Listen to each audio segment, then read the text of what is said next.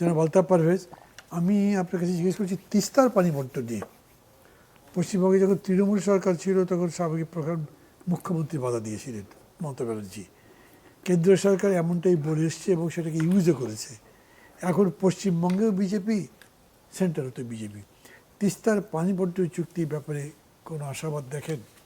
আসলে শুভেন্দু মানে একভাবে দেখেন যে শেষ পর্যন্ত কিন্তু ওই টানাপোড়েনের প্রশ্নেই আসে। হ্যাঁ, না আসলে পুশিন বা তিস্তার পানি এগুলো আসলে বিষয়গুলো যদি কারিগরি ধরেও নিই, আসলে কারিগরি নয় শেষ বিচারে, এগুলো রাজনৈতিক সিদ্ধান্তের ব্যাপার এবং নয়াদিল্লির সিদ্ধান্তের ব্যাপার। এবং আরও যদি এগিয়ে বলি, আরএসএস বিজেপি কিভাবে দেখে বাংলাদেশকে, সেইটার উপর নির্ভর করে।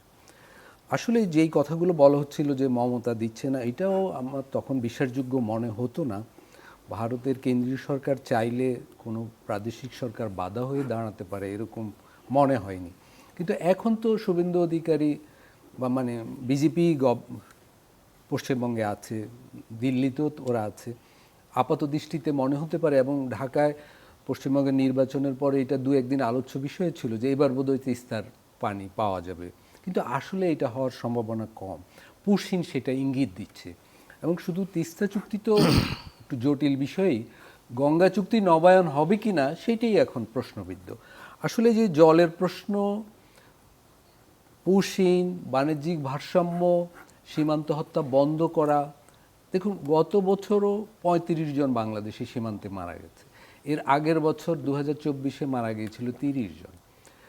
এগুলোকে আমরা নাম্বার বানিয়ে ফেলেছি, কিন্তু এরা তো মানুষ। ৩০ জন মানে ৩০টা পরিবার, ৩০টা গ্রাম, আতঙ্ক, ৩০ কিলোমিটার জুড়ে অন্তত আতঙ্ক, এগুলা ঘটছে।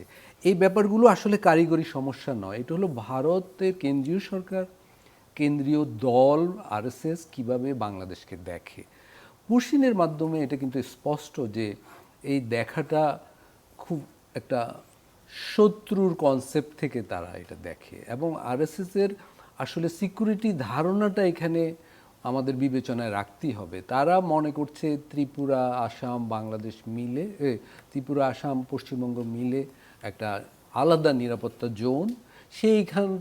সেটা নিরাপত্তা জোনের একটা বড় কারণ এভাবে দেখার যে আসাম এবং পশ্চিমবঙ্গে প্রায় ৩০% মুসলমান, ত্রিপুরায় 10%। তারা এটা ওইভাবেই চিন্তা করছে, অর্থাৎ একটা সাম্প্রদায়িক চোখ দিয়ে তারা এগুলো দেখছে।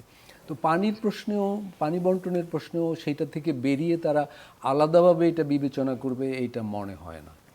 এবং অন্য দ্বিপাক্ষিক বিষয়গুলো তারা সেভাবেই বিবেচনা করবে যেভাবে আরএসএসের মূল বাংলাদেশ ভাবনাটা যেরকম সেভাবেই বিবেচনা করবে বলে আমার মনে হয়।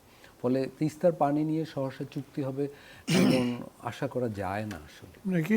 একই প্রশ্ন করতেছে, তার মানে আপনি মনে করছেন যে আরএসএসের, সো টু সে বিজেপির, মানে বাংলাদেশ সম্পর্কে একটা আলাদা দৃষ্টিভঙ্গি আছে, স্পেশাল। এবং অবশ্যই এটা একটা রাজনৈতিক দৃষ্টিভঙ্গি। দেখুন আওয়ামী লীগ আমলে পুশিন তো এভাবে হয়নি, এখন হচ্ছে। এবং পশ্চিমবঙ্গের নির্বাচনের পরপরই বেড়ে গেল। এটা অবশ্যই একটা রাজনৈতিক কর্মসূচি আকারে দেখতে হবে। না, এখানে তারা জিতেছে, এখন সেটা করতে পারে, যতক্ষণ জিতে নাই ততক্ষণ তো করতে পারতো। হ্যাঁ, তার মানে লাইকওয়াইজ আসাম বা ইয়েতে করে নাই, এতখানি করে নাই, করেছে। হ্যাঁ, কিন্তু এটা যেটা করছে সেটা তো মানে কি বলবো, আমি জানি না এই শব্দটা বলা, কর্মসূচিটা শুরু হয়ে গেল, মানে এক ধরনের ইনভেশন টাইপের, ইনভেসিভ একটা জি এন্ট্রি করবার চেষ্টা করা হচ্ছে। ফলে এইটা ওই আমাদের দিক থেকেও রাজনৈতিকভাবে দেখা উচিত এবং নয়াদিল্লির সঙ্গে রাজনৈতিকভাবে আলাপ করার ব্যাপার, সেটা হয়তো পরে আর আলোচনা।